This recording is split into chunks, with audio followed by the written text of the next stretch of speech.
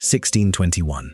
A Dutch commander is about to wipe out almost an entire population over a seed the size of a grape. His name is Jan Pieterszoon Coen, Governor-General of the Dutch East India Company, and he has just arrived off a cluster of small volcanic islands in what is now eastern Indonesia, with a fleet of 13 large ships, a scattering of reconnaissance boats, and 40 smaller vessels, carrying over 1,000 Dutch soldiers, hundreds of Japanese mercenaries, and a group of Javanese convicts pressed into service. His target is not a rival army. It is the local population of the Banda Islands, roughly 15,000 people who have farmed and traded a single crop for generations, and who have just been accused of secretly continuing to trade with other merchants in violation of an exclusive agreement they were more or less forced to sign years earlier. What happens over the following days will leave the population of these islands reduced to a tiny fraction of what it was. We'll come back to exactly how bad it gets. But to understand why a company was willing to do this over a spice, we have to go back nearly 1,000 years, to a trade built entirely on a secret nobody in Europe was ever allowed to know. For centuries, European buyers paid a fortune for this seed without having the faintest idea which country, or even which continent, it actually grew on. Long before any European ship reached Southeast Asia, nutmeg was already moving along a chain of Arab, Malay, and Chinese traders who passed it from port to port across the Indian Ocean and up through the Middle East, each one adding their own markup and revealing absolutely nothing about where it actually came from, since the mystery itself was part of what kept the price so high. By the time it reached European markets, historians estimate its value had increased by roughly 100% every single time it changed hands along that chain. And some accounts put the final markup, from source to European buyer, at over 30,000% compared to its original price on the islands where it grew. Physicians in medieval Europe prescribed it as a cure for the plague, a claim with no real scientific basis, but enough cultural staying power that it shaped how the spice was valued for centuries. It was recommended as an aphrodisiac. Wealthy households burned it as incense and studded pomanders with it to ward off disease, since nobody understood germs yet, and a sweet, pungent smell seemed as reasonable a defense as any. Crusaders returning from the Eastern Mediterranean are frequently credited with helping popularize it further in European kitchens and medicine cabinets, and by the later Middle Ages, it had become a fixture of the marketplaces and cookbooks of the wealthy. What almost nobody in Europe knew is that the seed also carries a genuinely dangerous compound called myristicin, capable of producing hallucinations, and in high enough doses capable of killing the person who eats it. The first documented case of nutmeg poisoning dates to 1576, when a pregnant English woman reportedly ate 10 to 12 whole nutmegs to induce intoxication. It was, in other words, a spice that could kill you, cure you, or intoxicate you, depending entirely on how much of it you took. And Europe was buying vast quantities of it without knowing a single fact about the tree it actually grew on. Eventually, someone did find the source, a tiny cluster of just 10 volcanic islands in the Banda Sea, and only those islands anywhere on the planet. And once European powers realized that fact, they stopped trying to simply buy the spice from middlemen. They started trying to own the islands outright. By the early 1600s, European empires were sending armed fleets across the entire planet to fight over a patch of islands smaller than most cities. The Portuguese arrived first, establishing a trading presence around 1512, but they never managed to lock down exclusive control, and local Bandanese traders continued dealing with whichever merchants offered the best terms, exactly as they had for centuries with Arab, Malay, and Chinese buyers. The Dutch followed, and in 1602, a group of competing merchants back in Amsterdam merged their operations to form the Dutch East India Company, generally known by its Dutch initials, the VOC, specifically so they could pool their ships, their capital, and their soldiers, and seize a defensible monopoly on the spice trade coming out of this region rather than continuing to bid against each other and drive their own profits down. The English East India Company had other ideas, establishing its own trading posts on two smaller outlying islands called I and Run, where local Bandanese sellers, unhappy with Dutch prices and Dutch behavior, were more than happy to keep doing business with someone else. This did not sit well with the Dutch. In 1615, they invaded I with several hundred soldiers, only to be driven off in a surprise nighttime English counterattack that killed roughly 200 Dutchmen. A year later, the Dutch returned with a much larger force, laid siege to the island until the defenders ran out of ammunition and slaughtered them once the fort finally fell. They renamed the position, without any apparent irony, Fort Revenge. Skirmishing over these islands clearly was not resolving anything quickly enough for one particular Dutch governor. What he decided to do next to end the resistance for good is one of the darkest chapters in the entire history of global trade. And it's exactly where this video started. Before you assume a trade dispute is only ever about money, watch what one company did to guarantee a monopoly that nobody could ever challenge again. This is the full story of what Coen's fleet did in 1621.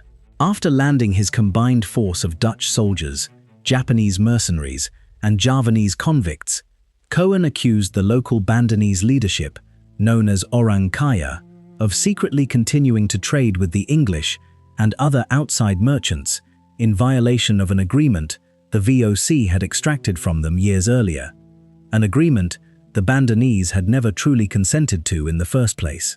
He staged a trial, sentenced 44 of the Orang Kaya to death, and had them executed within days of arriving. Then his forces moved through the islands methodically. Villages were destroyed, thousands were killed outright.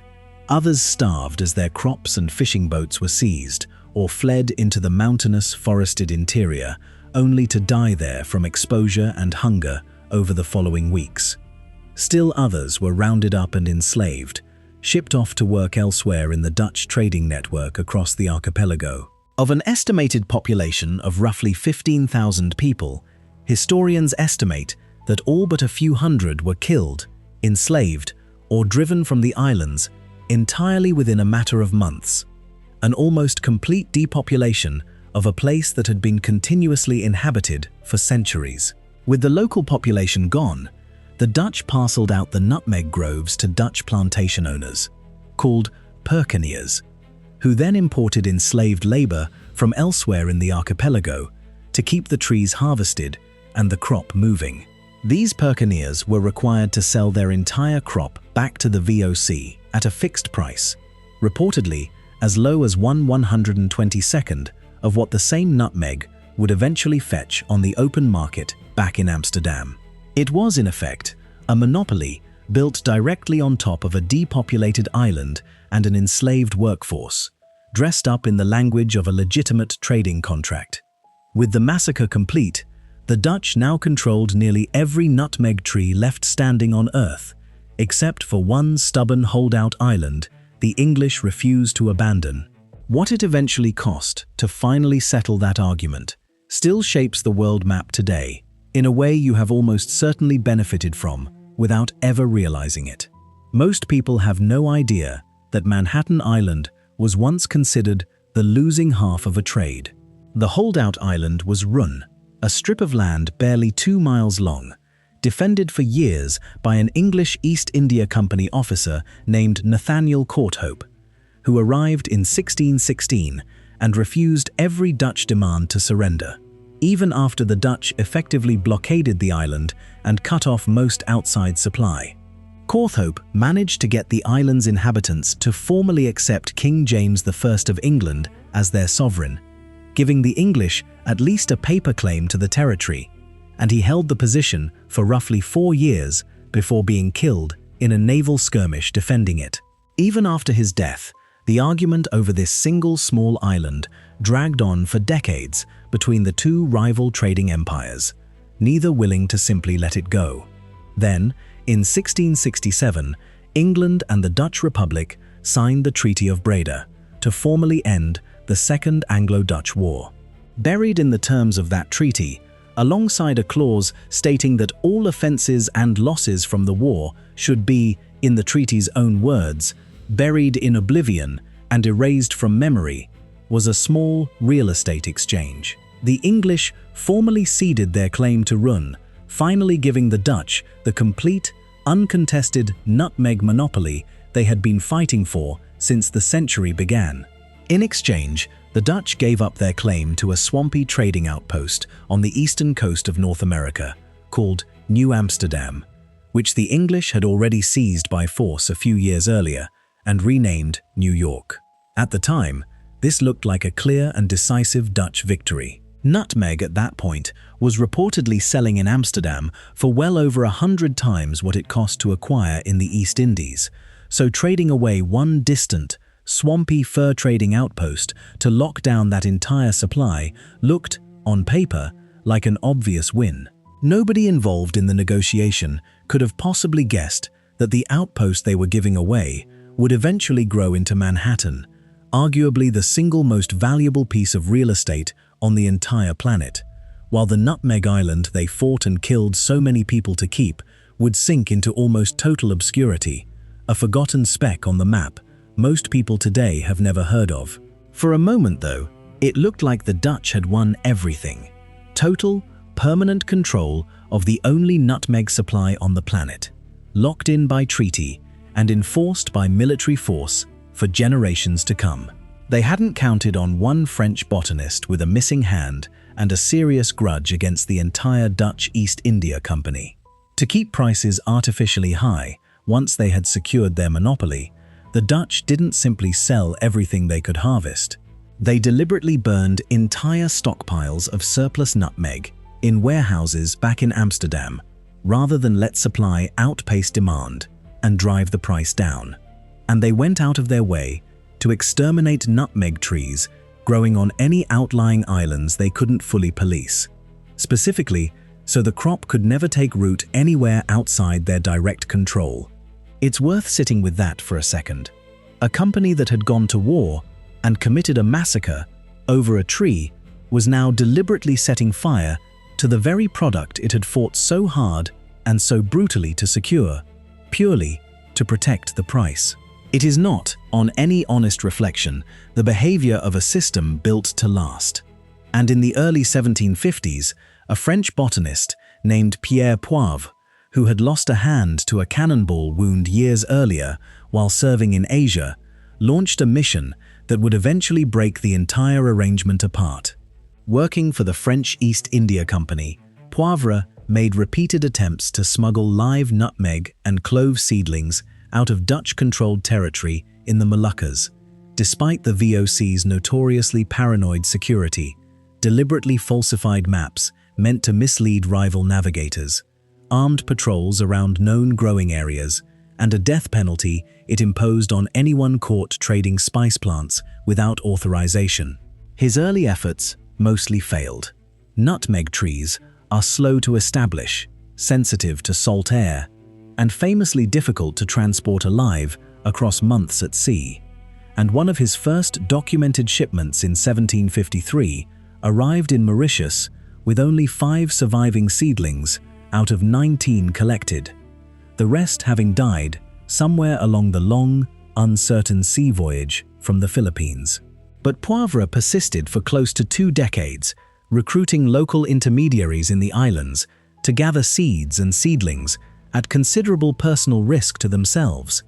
And by the late 1760s and early 1770s, he had finally succeeded in establishing living, fruit-bearing nutmeg trees on the French-controlled island of Mauritius, off the coast of eastern Africa, ending nearly 2 centuries of exclusive Dutch control almost overnight. From Mauritius, the British later carried nutmeg cultivation further still, to Penang, to Singapore, to parts of India, and eventually across the Atlantic Ocean entirely to a small Caribbean island the British introduced it to in 1843, called Grenada. That one successful transplant, after decades of failed attempts and dead seedlings, is the reason a tiny island in the Caribbean is now nicknamed the Isle of Spice.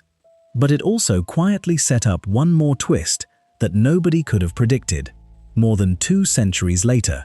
What if the very thing that made this island so special was also the thing that could wipe out its entire economy in a single afternoon? Grenada grew into the world's second-largest nutmeg producer, behind only Indonesia, and the crop became so central to national identity that Grenada remains the only country on Earth to feature a nutmeg on its national flag, a small but permanent tribute to the single transplanted tree that shaped the island's entire economic story.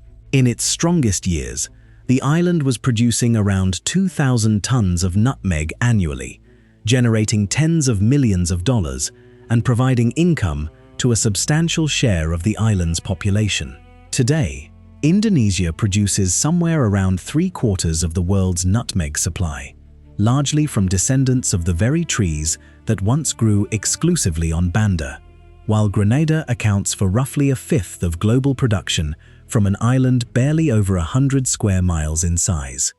Then, in September of 2004, Hurricane Ivan tore directly across Grenada, with sustained winds strong enough to strip entire hillsides bare, and by most estimates, destroyed somewhere between 80% and 90% of the island's nutmeg trees in a single storm, along with damaging roughly 90% of the island's buildings more broadly, an almost unimaginable scale of destruction for a country of barely 100,000 people. Because nutmeg trees take at least a decade of steady growth to mature enough to bear fruit reliably, the damage could not simply be replanted and recovered from quickly, no matter how much money, labor, or international aid was thrown at the problem in the years that followed. Production the following years fell to a small fraction of pre-storm levels, and even more than a decade later, output still hadn't returned to where it stood before the hurricane hit. A 400-year-old monopoly, once defended with massacres, treaties, and burned warehouses, had been reduced, in the end, to a fragile agricultural economy that a single afternoon of bad weather could bring to its knees. Everything you think you know about nutmeg being just a cozy Christmas spice misses a genuinely dangerous side to it that has nothing to do with any of this history. That compound we mentioned earlier, myristicin, is still capable of producing real hallucinations and, at high enough doses, genuine physical harm, including nausea, a racing heart, and in rare cases, outright organ damage. Poison control centers continue to log cases every year of people, often teenagers, experimenting cheaply and legally, deliberately ingesting large quantities of ground nutmeg to get high, alongside a steady number of accidental exposures in young children who get into the spice cabinet without anyone realizing there was ever anything to worry about. Researchers studying these cases have found that as little as a few grams of ground nutmeg, not even a whole nut, can be enough to produce noticeable psychoactive effects, with symptoms sometimes lasting well over a full day afterward. It remains, all these centuries later, a plant that can quietly hurt you from the exact same jar you use to season a pie, sitting in plain sight in kitchens that have absolutely no idea about any of what you've just learned. So here is where this leaves us. A seed small enough to fit in the palm of your hand triggered a genocide on a cluster of islands most people still couldn't find on a map. It got a Dutch fort, renamed Fort Revenge. It got a monopoly, so aggressively guarded that surplus stock was burned in warehouses rather than simply sold. And in one of the strangest trades in recorded history, it got a swampy fur trading outpost handed over almost as an afterthought in a treaty mostly remembered, if it's remembered at all, for a single clause about a small island most of the world has already forgotten, an outpost that would eventually become Manhattan. Today, the same seed sits, completely unremarkable, in a spice jar in your kitchen, grated over eggnog and pumpkin pie, without a second thought from anyone reaching for it. But there's one detail we haven't touched on yet, something that happened on those very same Banda Islands, generations after the massacre. involving descendants of the handful of people who survived and what they eventually did in the 20th century to try to reclaim a piece of the trade that had been taken from their ancestors by force centuries earlier. That story involves independence movements, forgotten land claims, and a strange kind of historical memory that the Dutch government itself has only recently started to publicly acknowledge. It's a story that's genuinely stranger, and in some ways more surprising than anything you've just heard. And it's exactly where we're going to pick things up next time. If you want to know what happened to the people of Banda after the smoke cleared, let me know in the comments, and subscribe so you don't miss it.